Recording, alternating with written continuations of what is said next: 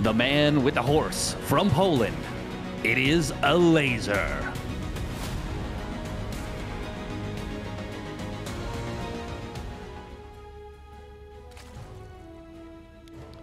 I'm actually so excited about this series because we saw Elazer struggle against Showtime. All right, Showtime, his brand of hero style that actually was a lot more defensive than we see a lot of players playing. But Neeb, if you talk to a couple Zergs, he is tied, him and Harstem, tied with the best Protoss versus Zerg this side of hero. Question, though, is whether Elazer, now getting into group stage 3, has any particular tricks up his sleeve that he just didn't want to spend in group stage 2. Yeah, there is something to be said for that. That's actually a really, really relevant and important question, because you would not want to... Well, okay, so group stage 2, it doesn't actually technically matter if you come first or second in your group, besides maybe your seeding and who you play in your first match, which is relevant, but it's not necessarily that big of a deal. However, the difference between coming first, second, third, or fourth in these group stages is a huge one, actually. It is the difference between, you know, maybe you get seeded into the round of 16 versus the round of 24 versus you have to go through the knockout bracket in round 6 or even round 5. Like, it is a very, very drastic difference. Each position you finish in the group means more of a hill to climb later.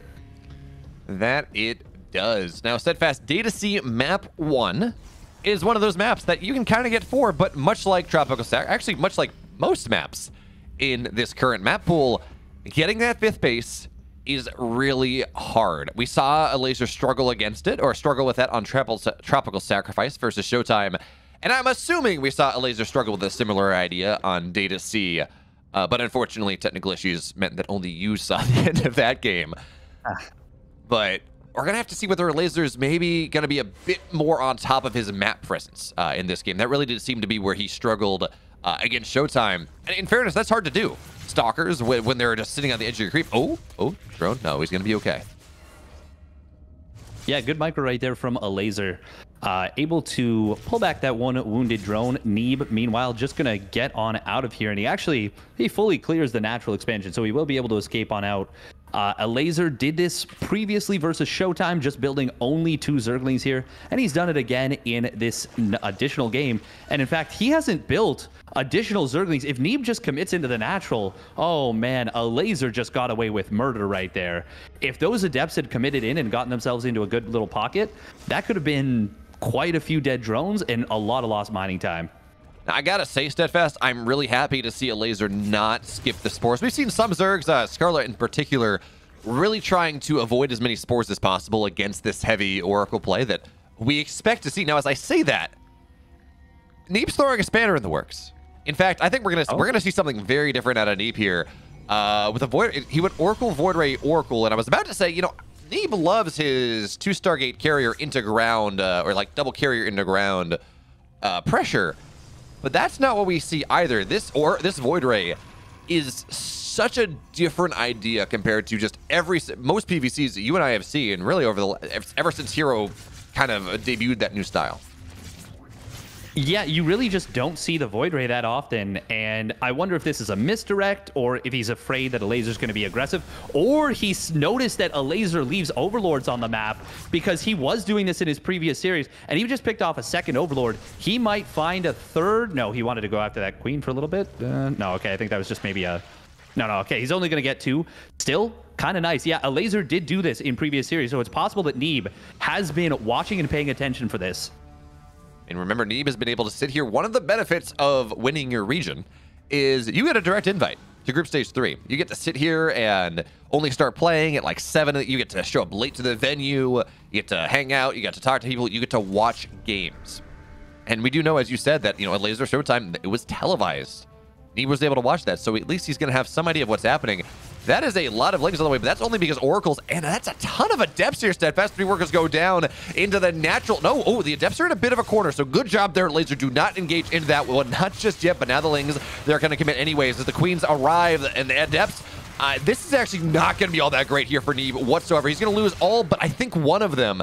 And did an Oracle die as well? It did. Yeah, you get 5 workers, but I am interesting idea there from Neeb. I am not convinced that that was what he wanted out of that. No, certainly not. If he keeps both oracles alive, it's not great, but it's not a disaster. Losing one of the oracles makes it a bit of a disaster. And now we're going to see these Lings moving on forward. And this is why a Void Ray is not actually all that valuable relative to those oracles. They do kill Lings pretty quickly, but not anywhere close to as quick as an oracle dispatches those Lings. And Elazer's able to pick off one of those stalkers. So far, this is an amazing start for Elazer. And I cannot help but feel that this is not as much of a great start for Elazer as just a bad build idea from Neeb. Right, you go. Yeah. There's a reason, and I understand. Take time to innovate. This is you're regardless of whether you win this series or win this map or not. You're still alive. You still have losers match. Maybe take the time to innovate. Maybe throw some things up in the air. But this idea, especially losing that Oracle, right? That means hey, we see directly here the 4th base goes down. The Lings are able to get a stalker earlier. And now Elazer, unlike that last game we saw versus Showtime, where he could just not keep bases up, his 4th base is going to be drastically ahead of Neeb's. And yeah, sure, Neeb has Blink and +1, but his Stalkers, because of the pressure of the Lings, they don't feel comfortable on the map right now. By the time Neeb runs across and tries to make something happen, he's going to be down double the army supply. Yes, he's not going to have Roach upgrades, Elazer won't, but you get there on the map with a bunch of Roaches, Link sweeping from behind, and suddenly Neeb is really scared in this game. Yeah, he certainly is, and he is pushing very far forward onto creep, while Elazer, it's not quite as committed as last game. He's on 72 drones, which is a little bit higher, but it's the same concept with this very, very heavy Roach, Roach +1 and speed push. You mentioned it, it's somewhat similar to a ZVZ build. Obviously, you do it off a much higher economy, but the concept is still the same. You just look to smash through with that big, mighty Roach hammer. We're going to see 3 drones getting picked off on the top side. That's kind of nice, but that means he won't have really any Oracle energy. He's just going to have that 1 Void Ray and a ton of Blink Stalkers. Oh, and even better, he's going to blink forward. He is going to blink forward here. A couple of Roaches fall, but Steadfast, those Roaches on the right side, they skirted everything here. And okay, luckily it's 2 pylons, so at least you have that, but the Roaches, they're just knocking on Neeb's door here. Stalkers keep following. Looks like the Stalkers on the other side, they're going to find a lot here, but even still, the Roaches are taking a damn fine trade. 5 workers have died. Oh, really, everything in this base is now down. The pylons starting to fall as well. Charge done in 3 seconds, but that doesn't really matter with all these Roaches here. But we do have to worry, though, because, yes, Elazer got in. There's no getting out. The Protoss, and they don't have a door, but they do have a damn fine wall. So Elazer losing tons and tons of Roaches there. Only 5 workers do go down. More Roaches, they arrive. But Elazer, I feel like he had to leave. Yes, put pressure on, knock pylons down, but then get the hell on out of there, because as he comes home, that is a massive surround. Yeah, and that's a lot of damage, but most of it is superficial. He doesn't kill the Robo. He doesn't kill the gateways. He depowers both. He kills some shield batteries. He kills a couple of probes, but he doesn't kill the base either. So Neeb, oh, very aggressive blink right there. That was not the move. Oh, and this Void Ray needs to get out of there. Huh. Okay, will retreat on out. A little bit of sloppy control right there from Neeb. That blink forward cost him a fair number of Stalkers. You don't want to lose those. But at least he was able to avoid the Queens. Oh, drop in the main base, or rather warp in. And now is he going to warp in here? Oh, he's focusing on defending, it looks like. This is a 50 army spell deficit. And actually, the warp in did not get all that much. So here come the Roaches again. Stalkers, they blink forward on top of this, but always when the Stalkers blink, I mean, they cannot defensively blink here, but here comes the Oracle defensively, trying to do something, but this is not a good concave for Elazer to attack into just yet. Supplies will tell one story. What we see on the map says another. This is not going to work out for Elazer. In fact, Neeb, feeling confident, he blinks forward, and the Ravagers survive, but pretty much all the Roaches go down. And this seems to have been the story of the way Elazer plays this game. He finds advantages, he finds these big supplies, but then he does not transition out of it appropriately. There is no +2 on the way, no ling attacks, nothing like that. And the longer this goes, Neeb still has this 4th. He's on 71 probes. Eventually, Roaches, they just time out, especially now that +2 is done.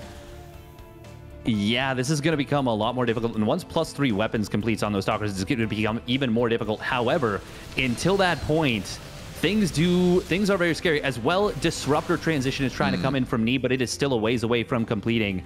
Even though it's Roaches, and you know that does inflate your supply a lot, Neeb doesn't have a gigantic army just yet, and he's going to need to trade very effectively with this blink. So far, he's actually not blinking very well at all during this fight, and he's actually just going to be kind of pushed back. That was a slow warp in pylon as well, and now the probes are starting to fall here. Oh, Void Ray has been hit with a couple corrosive biles, and the Queens, they are waddling their big booties off of creep. I don't know if this is the move, but they will take down the Void Ray. I think that was the goal, and you say Neeb wasn't blinking all that well. He blinked his army right to try to establish a massive concave before that happens, and really not the best blinks there from Neeb defensively, but again, he does establish the concave. He he loses 10 workers, but he's able to stay alive. He's able to keep the base up, and you mentioned it, Steadfast. +3 is now very close to completion here. A lot of the Queens die as well, so again, the story of this game, Elazer, he leans in. It feels like he feels like he's about to break him, knock a base down. And then Neeb has just enough of a concave, just enough of warp-ins that it doesn't work out anymore. And now Neeb, he has +3, 20 seconds out. He is adding disruptors on the field. The first one is just about to finish. And this army that Elazer has, full of +1 roaches and ravagers against +3 blink stalkers and disruptors, well, that does not feel good for the Zerg. You got to look at the battle report before it goes away. 102 roaches and 51 stalkers have died during this 4.5-minute war. Oh, dodges the corrosive biles on the observer right there. And now he catches wind of this attack. Oh, disruptor shot. Does get just a couple kills, and he will lose that disruptor, but he is going to be able to clean up a lot of roaches. I like that blink a lot. He traps quite a few of them. And now Neeb, for the first time in this game and in a very long time, has taken a supply lead with a much higher army value. This army is it is orders of magnitude better than what Elazer can buy right now. Again, +2 is not, it's only halfway done. He was so all in on the +1 roach max. And in fairness to him, it looked good. It looked close, but that is just the story of this style in general. And that is arguably what makes it so strong. The Protoss looks like they're going to die. You overcommit, and then they don't die anyways. So now Neeb finding his way on in. Disruptors doesn't even need to go off just yet. The Stalkers they're going off on everything. The Roaches fallen, yes. 3 Roaches, 2 Ravagers in the 3rd base. The 4th base of Neeb is nice. But there are multiple concaves from Neeb right now. The Roaches, they try to find their way on in. Drones are going to get pulled as well. But this one Disruptor just waiting in the wings for Elazer to overcommit. And actually, he's just going to kill a Queen with it. There we go. Neeb dominant in a Game 1 victory. Very well handled right there from Neeb. That was a scary push timing right there. We mentioned he was able to, Neeb that is, was able to survive without losing anything really of super high value, which is not easy to do. Keeping the robotics facility alive, keeping the gateways alive, keeping the nexus alive, keeping most of the probes alive. Very well handled by Neeb. That was a really scary push. That it was. So I'm actually curious, Steadfast, before we get into Game 2, we don't know what the map is just yet. The lobby has not yet been linked. Is it going to be Tropical Sacrifice Map 2? Yes, it is going to be Tropical Sacrifice Map 2.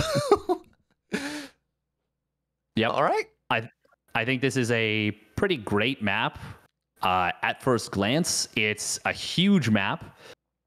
It's got lots of attack paths, which is good for both Zerg and Protoss playing this new style. And I think we're going to see probably something similar to what we saw from Showtime, at least out of Elazer. Now, Neeb, he made a small adjustment, I think. I don't think that Void Ray is necessarily a part of his normal game plan. I think that's a response to Elazer's Overlords.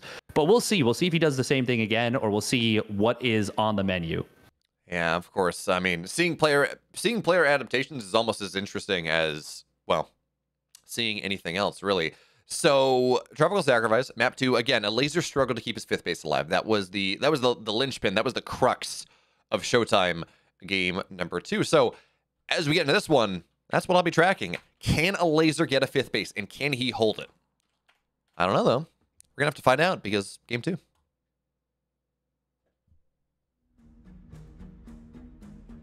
In the upper right now, folks. In at the blue for Team Liquid. One of their ringers. It's Elazer.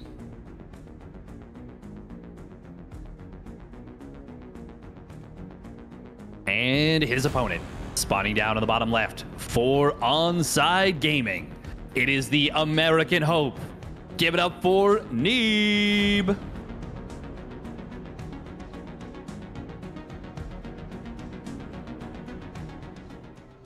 And we are going to be seeing a hatch block here. Neeb did not go for this in game number 1. He's going to try and discombobulate his opponent a little bit more here in game number 2 on a tropical sacrifice. Tropical sacrifice. So Steadfast, I hate to cut you off because I'm sure whatever you were going to say was super important, but breaking news. Mika 2-0 Hearthstone. Oh! No way. Yo, that is crazy. Mika strikes again with the absolute... It's got to be some kind of buffoonery that he pulled off, and I can't wait to see those replays. That is actually insane. It's funny. I saw on players' Instagrams, Lambo's Instagram was like, yeah, I was talking to Mika. He was telling me Hydras are good. Maybe I do something. So I wonder. I don't know. Maybe it's going to be like maybe he did some sort of like 55 drone Hydra linked something. But it is particularly notable that result because Hearthstone, at least according to Scarlet, is the second best PvZ player in the West. Neeb is, of course, in her opinion, number 1. So Hearthstone getting 2-0'd by Mika. Not only is it, wow, it's a big upset, it's the second best PvZ player in the West, supposedly, losing to Mika. Yeah. And that's the power of Mika. I am now so glad that he was the one who qualified out of the Oceania region. That is so exciting that he was the one who's able to, come in here with some absolutely wild stuff. And this is already an amazing performance for him. Oh, Neeb dropping the pylon. Okay, I mentioned this. Showtime did this. And once again, I was saying, Elazer, it's a little bit greedy, only building 2 Zerglings. It's going to have you having your hatchery delayed by a fair bit. He's up at 35 supply, and he's not able to build that yet. That's not what you want at all. And even more unfortunate, I mean, he said, okay, well, with this time building, I got to build other stuff. So even after the pylon gets canceled, he can't go and build it immediately. So even more of a delay for the Team Liquid Zerg, but Adept shows up now. It's only 1, so I very much expected to see double Adept pressure right around this timing from Neeb because he did Hatch Flock, but only going for single Adept right now. Second one on the way, of course. But Oracles are on the way behind this. I mean, that really shouldn't surprise anyone. He gets a worker. That's always nice. But how many Oracles, and does he get the Void Ray? That really is the big question of the day. Yeah, and he's doing something that traditionally always feels so greedy. He's putting the pylon in the wall to make it so that it's just a 2-building wall. The funny part of that is, so part of what makes this cool and what it makes it great is you can delay this second gateway. You still have a full wall at the natural, and then you're able to take a very quick 3rd nexus. However, he gets the second gateway beforehand. So it's kind of funny that he does that. Yeah, I don't know if I'm a laser, I see that, Baneling bust, but realistically, right? It's such a bad... like, even if the pylon's in the wall, I mean, Oh, that's a painful loss right there. Loses a drone for free. He does get the save, the Spore Crawler save on the second one. See how much this Oracle... Queens. Ooh. Oh, he's going to be able to find a lot. Yeah. Oh, and now oh my God. Is it still on? No, it's switched off. So he doesn't even have the energy to switch it back on. Still, 3 drones. Pretty nice. And a Spore Crawler force. Yeah, we take those. That's a pretty solid start. No, that it is. Interesting to note, Neeb, no Void Ray this time. I think you're right then that it was just an adaptation. We don't see any... The Overlords have been pulled back in this game. I mean, I guess there was 1 at the 3rd, but you kind of killed that one just with the Stalker anyways. So, triple Void Ray, or triple Oracle, excuse me, on the map for Neeb. Well, 2 on the map, 1 on the way. Stargate or Twilight and Forge coming out here. So we're going to see the delayed blink. All right, triple Oracle, you get blink closer to 7 minutes. And this does buy room for some Roach Ravager timings. And Elazer, wait, I mean... JPEG. Yeah, but they're Oracles, so realistically, not going to get... Oh, Oracle's going to take a little while. Probe, oof. Gets a probe, forces the Oracles to use their Pulsar Cannon. Actually, he only uses 1. Very, very patient move right there from Neeb. It's high pressure. Uh-oh. Oh, please don't lose another one. Okay, the Stalker comes in and saves it. Nice. It would be improbable for Neeb to lose another. Ooh. Actually, okay, no, only 2 Oracles have energy. I was going to say, triple Oracle, that's a dead base. But with double Oracle, just, I guess, not quite enough DPS for Neeb to attempt it. But Blink +1 on the way. Elazer getting ready for his lair. +1 melee, or +1 ranged, excuse me. Going to be the tech path of choice. So, no. Steadfast, do you have deja vu? I have deja vu. We're seeing Elazer play the exact same build on maps 1 and map 2 on the same maps as the Showtime series. Yeah, he even almost put the Baneling Nest and second Evo chamber in like almost the identical spots. I think he put double Evo here at the third, and then one of the like Baneling Nest at the natural or something. But he puts basically three 3x3 buildings behind everything. Oh, this Zergling gets a full scout on the move outs. That's pretty nice right there. He might expect that Blink is already done here, so he might be a little bit hesitant about taking a fight. I mean, I don't think so. Blink is normally not done right now unless it's the 540 Blink, at which point Neeb would have already showcased that. There would not be as many oracles. So it's still hard to move off creep with the oracles here. So that's more why he's choosing to not jump on top of that one with Ling Ravager. With the oracles there, you can just knock down all the lings, you can wiggle on it, and it will be fine. So now Blink +1 are done. Neeb is a lot happier about the state of his composition, and he's already done a great job knocking some creep spread down, which is like, we talk about creep spread in the context of TVZ, and we don't really talk about it in this matchup as much, but the style that Neeb is playing, it is adopting the same level of significance as we do see in like a parade push, where you got to keep the creep back as far as you can, so you can play on the edge of creep and still put pressure on the core bases of the Zerg. Yeah, you certainly do want to do so. I like this move very, very much right here from Neeb. Unfortunately, he does really overcommit with that one Oracle and loses. That was a high energy, high HP Oracle. He gets 5 drones. I do like the 1-2 punch. Oh, okay. He does blink away. Good job. What do you think about the lack of a second forge with this? I mean, it does mean that you can transition a little bit more quickly, but if you're not going to do so, why not get that second forge? It does mean it's easier to get into your additional Oracle production faster, because you were talking about this in, I believe, the Showtime series, but we have started to see Zergs go and they get all their tech, or Protoss, they get all their tech, and then they start just consistently building Oracles until the end of time. So this does mean you get into that a little bit earlier, maybe makes your charge a little bit earlier, but I mean, I agree. You get armor and you get shields. Actually, I believe it's what, +3 armor, +1 shields, and you're no longer afraid of +2 Banes on your probe line. But I mean, that's 3 minutes down. That's 5 minutes down the line. Oh, that's unfortunate, Neeb. You gotta be careful. Move position. That's 3 or 4 stalkers going down right there. That's not cheap. Yeah, that was 3 stalkers he just lost basically for free right there. And a nice Ling run by does pick off a couple of units. That may have been what distracted Neeb right there. Ooh, as I say that, we are going to see Elazer losing a couple of queens. And the blink back to the stasis wards. Very, very nice. Elazer doesn't get too many units trapped. And actually, these will make it a little bit tough for Neeb to maneuver, so he's got to be a little bit careful. But if he can pick off another queen, that'd be really nice, and he does get it. And he'll blink back once again. +2 weapons is going to complete, and this is a pretty decent power spike here for Neeb. That it is. That was actually a really nice stasis bait from Elazer as well. Once he got most of his Ling stasis, he said, yeah, okay, I'm going to run for it. I'm going to trigger a second one. But look at what Neeb is doing. He's got a big run by on the right side. That being said, Elazer is totally prepared for that one. Oh, man, so many zealots fall in. Looks like a Elazer on the other side. He got 12 probes. I don't think actually... No, never mind. That base is going to go down because the Elazer's not really reacting to it as appropriately. Again, massive stasis. So 10 workers die, 12 workers die for Elazer and Neeb respectively. And oh, the Banelings. Oh, the Banelings. Oh, Steadfast, the Banelings in the natural. Okay. He pulls off in time. We're fine.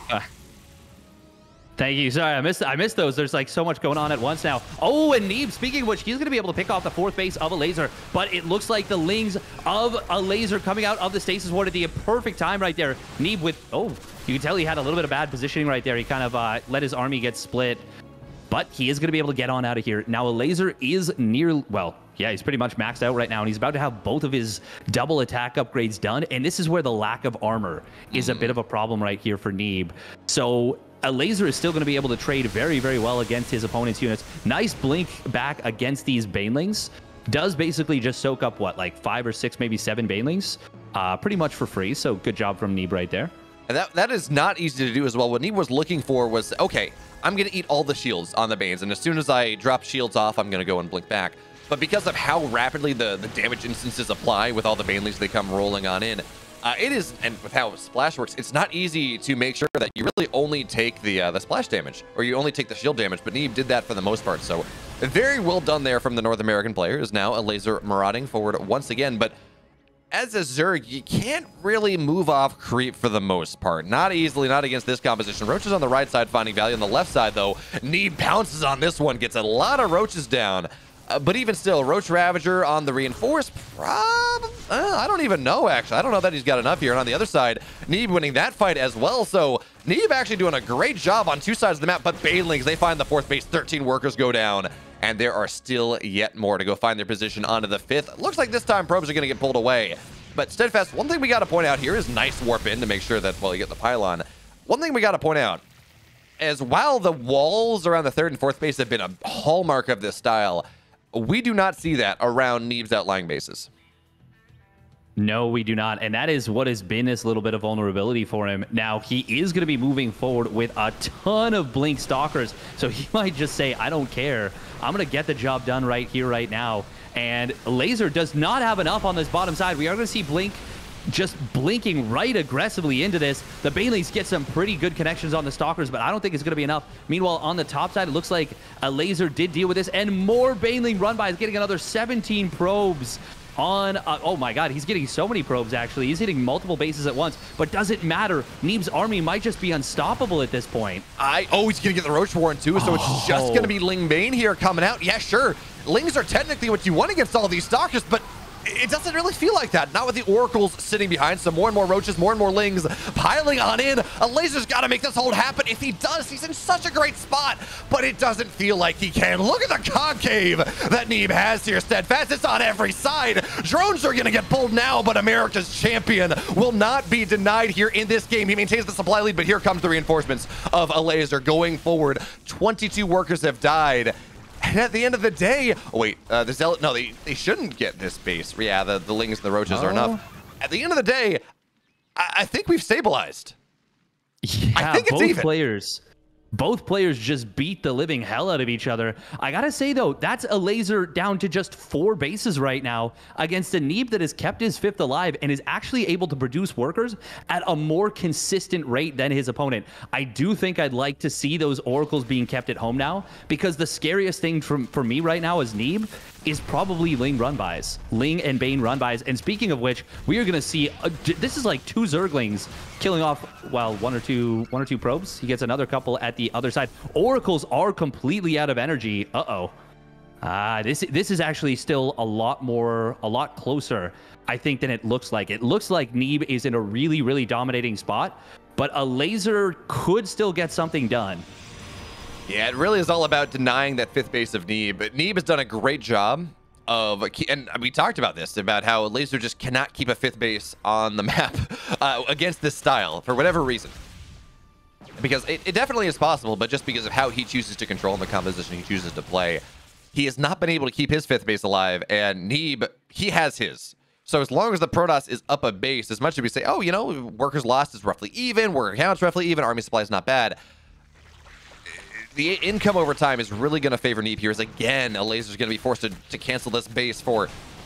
you got to cancel that, Elazer. Okay, he's going to lose the base. It's dead. And now Warpin's in the main base as well. Neeb never doing any one thing at one time. And the Oracles are about to kill the fourth base as well. Oh, yep, yeah. This is a dead base. The Queens are not there in time. So, Neeb, in the span of 5 seconds, he's knocked Elazer down to 3 bases. Ling Run By is getting some, but really not enough. And now we got to figure here, Steadfast, that Elazer is just going to go all in. He's on 3 bases. He actually only has, what, 8 mineral patches? 10 mineral patches in this game. That is not a lot of income. Yeah, whether he chooses to go all in or not is not really up to him. He's all in. It's outside of his control at this point. And I mean, I don't know how he can possibly get anything done. The army supplies are very similar, but look at the army value right now. And these Vipers, I mean, Blinding Cloud's about the only thing they can do, but now he has to walk through his own Blinding Cloud. Will get a nice abduct on one of those Archons. Corrosive Biles, they're going to get mostly dodged. All the Viper energy has gone. A big blunk coming on in from Neeb, and he is looking to close this one out against Elazer in this opening match of Group Stage 3.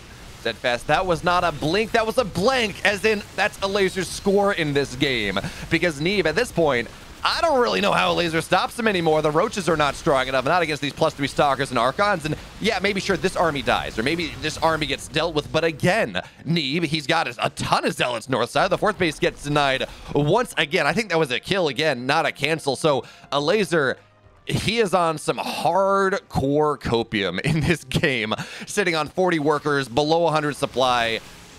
And Neeb has 5 bases. The income disparity, or the production disparity in this game, well, Wise Man once said that more stuff does beat less stuff. He certainly has. And a wise man he was. We will see some pretty good corrosive piles, but it's not going to matter. The final blink comes in and says, get the hell out of my game.